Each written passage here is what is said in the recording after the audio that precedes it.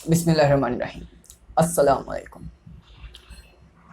तो दोस्तों, जो आपको मालूम है अभी कितना सारा फितना चल रहा है। जैसे अभी ये गुस्ताख नरसिंहानंद कुत्ते का कितना चल रहा है, और मुफ्ती सलमान अज़हरी साहब ने उसे चैलेंज भी फरमाया। तो आपको पूरी कहानी मैं पहले बता दूं, पहले उसके बाद पूरी स्टोरी बता दूं क्या क्या कैसे हुआ। पहले ये जो गुस्ताख है नरसिंहानंद, इसने पहले हर एक कॉन्फ्रेंस में हुजूर की तौहीन की, हुजूर की शान में गंदे गंदे लफ्ज़ इस्तेमाल किए। और उसके बाद उसने मीडिया पे पोस्ट भी किया और यूट्यूब पे पोस्ट भी किया। और उसको सुनने के बाद मतलब मुसलमान काफ़ी ज़्यादा हट हुआ। और ऑब्वियसली हुजूर की गुस्ताखी करना, हर मुसलमान का खून जल जाएगा। तो यहाँ पर ये होने के बाद मतलब थोड़ा प्रोटेस्ट चला। जैसे हुजूर अज़्ज़ाद मियाँ ने अनाउंस किया कि इसके साथ प्रोटेस्ट होगा और इसके साथ एफ़आईआर भी की जाएगी। तो सब ने एफ़आईआर कर दी। रज़ा अकरमी की तरफ से ये था कि भाई एफ़आईआर करेंगे, तो सारे इंडिया से एफ़आईआर गई उसके खिलाफ। लेकिन उसको किसी ने पकड़ा नहीं, उसको एक नोटिस दे दिया आके बात कर लिए, लेकिन उसे किसी ने अरेस्ट नहीं किया, किसी ने गिरफ्तार नहीं किया। उसके बाद हुजूर अज़्ज़ाद मियाँ ने ऐलान किया कि बरेली शरीफ में मैदान में आ जाओ। तो बरेली से अपने जामिया मैदान में, तो वहाँ पर गए। तो वहाँ पर कितने भरे तादाद में वहाँ पर लोग गए प्रोटेस्ट करने के लिए, लेकिन वहाँ से भी कोई आवाज़ नहीं सुनी गई। तो उसके बाद यहाँ पर हज़रत मुफ्ती सलमान अज़हरी साहब ने खुला खुला चैलेंज किया। ना आपको सरकार की मदद लेनी है, ना सरकार मदद कर रही है, ना कोई मदद कर रहा है, सब उनके साथ मिले हुए। तो सीधा बोला ना डिबेट करनी है ना कुछ करना है, सीधा हमें एक ही करना है कि तू भी आग में कूद, मैं भी आग में कूदता हूँ। तू आग को देव मानता है अपना, तो तू आग में कूद और मैं भी आग में कूदता हूँ। देख के कौन बचेगा, जो बचेगा उसकी दीन की बात होगी। हज़रत मुफ्ती सलमान अज़हरी साहब उन्होंने क्लियर फरमाया, मुझे अपने रब ताला पे भरोसा है और उसका हुक्म हर शय पे चलता है, और आग पे भी उसी का हुक्म चलता है। तो ये लोग देव मानते हैं, और हज़रत मुफ्ती सलमान साहब ने फरमाया कि आग उन्हें छू भी नहीं पाएगी। तो ये काफ़ी ज़्यादा ये हमारा अकीदा है और मुस्लिमों का अकीदा है। बेशक आग के अकीदा ये रख लो कि रब ताला का हर शय पे हुक्म चलता है, और ये हक है और हर मुस्लिम का यही अकीदा है। तो ये अकीदा करके अगर आग में भी कूद जाओ तो आग कुछ ना कर पाएगी आपका।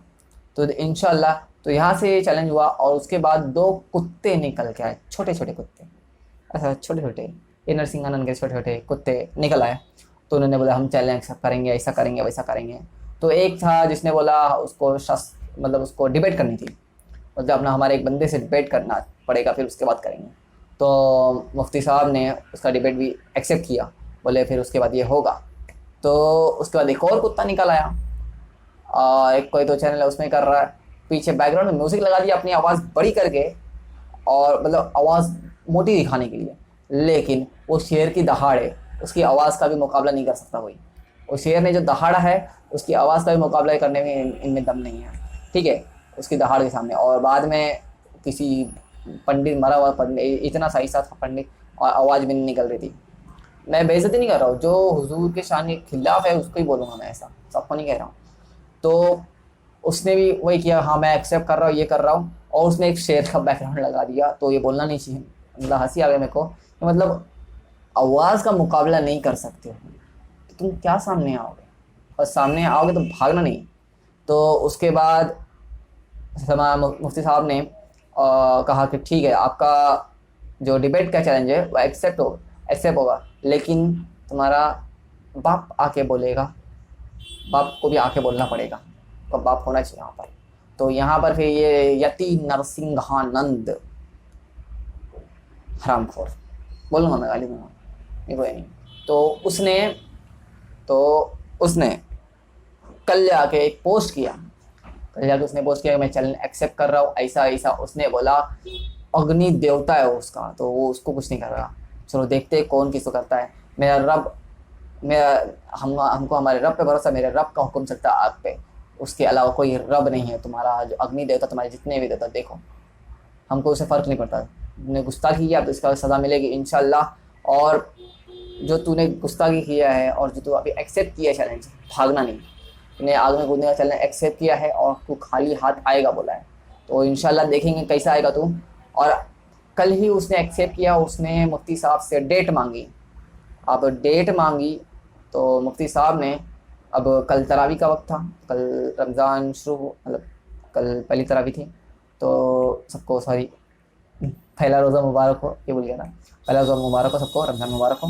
तो भाई तो कल काफ़ी ज़्यादा लेट मुफ्ती साहब ने वीडियो डाला और उन्होंने कहा, उन्होंने सीधा सा कहा 30 तारीख यानी रमज़ान मुबारक की 17 तारीख, तो इस तारीख को फिक्स हुआ है। और जितने भी जो वहाँ का मैनेजमेंट है, मैनेजमेंट सब ये करेंगे, क्योंकि अगर उस मैनेजमेंट अगर हम जिम्मेदारी लेते हैं और वहाँ पर ये यतीम मर गया, वो तो मरने वाला है, वो तो भरोसा वो जल के मरेगा ही।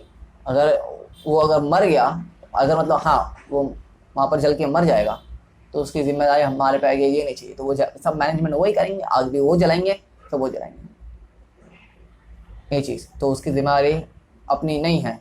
चैलेंज एक्सेप्ट किया, वो जलाए सब कुछ, वो करे सब कुछ, फिर यहाँ पर चैलेंज हुआ है, मरेगा तो वो जाएगा। मुझे पूरा यकीन है मेरे मुफ्ती साहब को छुएगी, उनको क्या, उनके कपड़े को तक नहीं छुएगी, जूती का तक नहीं छुएगी आग। मेरे रब पे इतना कामिल भरोसा है। और गुस्ताखे रसूल की सज़ा ऐसी जलील और रुसवा होकर मौत है बेशक। तो मुफ्ती साहब ने कल एक्सेप्ट किया और उसे फरमाया, और उन्होंने फरमाया कि जितना भी मैनेजमेंट वहाँ का है, वहाँ का जितना भी मैनेजमेंट है, मतलब जैसे गवर्नमेंट की परमिशन, ऊपर से जो मीडियाज़ है, मीडिया को बुलाना, क्योंकि सब तो इनका ही चल रहा है, इनके राज चल रहा है ना। एफआईआर करने के बाद भी योगी सरकार को ये नोटिस भेज रही, बस और कुछ पकड़ नहीं रही है उसके खिलाफ। इसके खिलाफ जिसने बोला 51 लाख का, जो बोला कि मतलब इसका सर लेके 51 लाख रुपए दूंगा, ऐसा जिसने बोला था, उसको तुरंत 1 घंटे के अंदर घर से उठा लिया गया योगी सरकार ने। तो इनका ही चल रहा है, तो यही मैनेज करे आप। पूरा मीडिया वहाँ पर होना चाहिए और इनका पूरा मैनेजमेंट होना चाहिए, सरकार की परमिशन ले ले, और वहाँ पर आग भी ये खुद जलाएंगे। और आग में जाने से पहले सब लोग, मतलब दोनों, अपने अपने कपड़े चेक कराएंगे, अपने बदन में चेक कराएंगे, कोई कपड़ा कैसा क्या पहना है चेक करवाएंगे सबसे, ठीक है। तो ये होने के बाद फिर आग में जाने का ये होगा। पहले वो लोग का शास्त्रार्थ जो बोलते हैं, डिबेट, ओके, वो होगा। उसके बाद मतलब डिबेट भी ऐसा होगा तो सबसे पहले अपनी मुकद्दस किताबें मुँह ज़बानी याद करके बतानी पड़ेगी। जैसे कुरान पाक हज़रत पढ़ के सुनाएंगे पूरी, वो एक ही वक्त में उसी वहीं पर खड़े पूरा पढ़ के सुनाएंगे। और जो सामने जो शास्त्रार्थ के लिए आ रहा है उसको भी अपनी किताब ऐसी पढ़ के सुनानी पड़ेगी बिना देखे, पूरी की पूरी, ये होगा। फिर उसके बाद जाके वो ये जो कह रहे अग्नि परीक्षा, आग में जाएंगे। तो इंशाल्लाह अज़्ज़ व जल जीत तो मोमिनों की होगी। कि परवरदिगार फरमाते हैं परवरदिगार मोमिनों के साथ है, परवरदिगार मोमिनों के साथ है। अब मोमिन के साथ है परवरदिगार, बस और क्या चाहिए, रब साथ में है और किसी का क्या साथ चाहिए। हुजूर के गुलाम हो। और एक और चीज़, जो वहाँ पर पहुँचे, अगर कुछ गड़बड़ होती है, वहाँ पहुँचने वाला अगर जो इंसान मतलब मर गया, रुखसत हो गया, तो शहीदों में आएगा कि हुजूर की नामुस के लिए गया था और जो वहाँ से जीत कर लौटेगा, किस शान से लौटेगा सोच लीजिए। तो इंशाल्लाह पाक, तो इंशाल्लाह अज़्ज़ व जल हम जीत तो हमारी होगी, और बेशक हमारी होगी कि परवरदिगार ने फरमा दिया है कि परवरदिगार की मदद मोमिनों के साथ है। तो इसमें कोई शक की गुंजाइश नहीं है। और आग मुफ्ती साहब के कपड़े को भी नहीं छुएगी। और इंशाअल्लाह याद रखना दोस्तों, जिसको मौका मिले आग में कूदने का, पीछे नहीं हटना। और इस फ़कीर को भी अगर मौका मिल गया, मुफ्ती साहब के पीछे अगर इस फ़कीर को भी मौका मिल गया, इंशाअल्लाह अज़्ज़ व जल मुफ्ती साहब के पीछे वहाँ पर मैं कूदूँगा इंशाअल्लाह। मैं तो चाहता हूँ वो मौका मिले। और मैं अभी तो जा रहा हूँ ट्रेन की टिकट बुक करने, अभी कुछ कंफर्म तो नहीं जाना, लेकिन पहले बुक करना बेहतर है, और कैंसिल भी तो कर सकते हैं, उतना ये नहीं है। अब मैं जा रहा हूँ ट्रेन की टिकट बुक करने, मुंबई से हूँ मैं। तो दोस्तों जैसा माहौल रहेगा वैसा बताएंगे, लेकिन ये कुत्ते भागने नहीं चाहिए, और कोई गवर्नमेंट कोई प्रोपेगेंडा नहीं करनी चाहिए कि ऐसा नहीं वैसा, कोई गवर्नमेंट नहीं करनी चाहिए। और गवर्नमेंट अगर ऐसा वैसा करी और ये भाग गए, ये करने वाला, अभी अच्छा एक्सेप्ट करने का गवर्नमेंट को बीच में ला सकते हैं ये लोग, तो इसका थोड़ा हमें ध्यान देना पड़ेगा। अगर गवर्नमेंट को बीच में लेके आ गए तो इसके बाद एक कुत्ते की औलाद है, कभी सामने आएंगे नहीं और कभी झगड़ा नहीं करेंगे। और आया है तो अभी हमको जाने नहीं देना है इसको, अभी इसको जाने नहीं देना है, और हक और बातिल की लड़ाई होके रहेगी। इंशाअल्लाह अज़्ज़ व जल हक और बातिल पता चल जाएगा, हक क्या और बातिल क्या, उन्हें भी और उनकी कौम को भी, और उनकी आधी से अधिक कौम उन लोगों के खिलाफ है।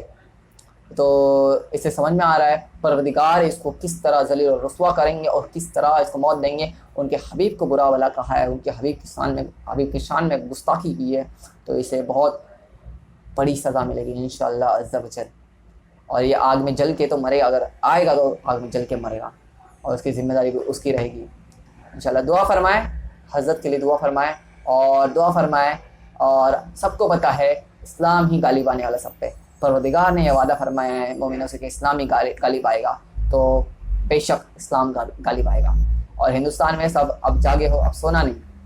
चलिए अब इसे समझ गए हो, पूरे जो कैसे कैसे हुआ है बता चुका हूँ मैंने। अब 30 तारीख का डेट हुआ है फिक्स, और इंशाल्लाह इस वीडियो आगे शेयर करें। और जिस तरह का मैं बोल रहा हूँ, मैं काफ़ी ज़्यादा तेज़ बोलता हूँ, फास्ट बोलता, समझ नहीं आता है लोगों को, इसलिए मैं थोड़ा धीरे धीरे धीरे धीरे करके कर रहा हूँ, क्योंकि मैंने कभी ऐसा न्यूज़ एंकरिंग की नहीं है, मतलब एंकरिंग की है, मतलब ऐसा न्यूज़ नहीं दिया कभी मोबाइल पे, तो समझ गए होंगे आप लोग। तो अस्सलाम वालेकुम। तो 30 तारीख को देखते कितने आशिक रसूल हाजिर होते हैं वहाँ पर अपनी जान हथेली पे लेके, ठीक है।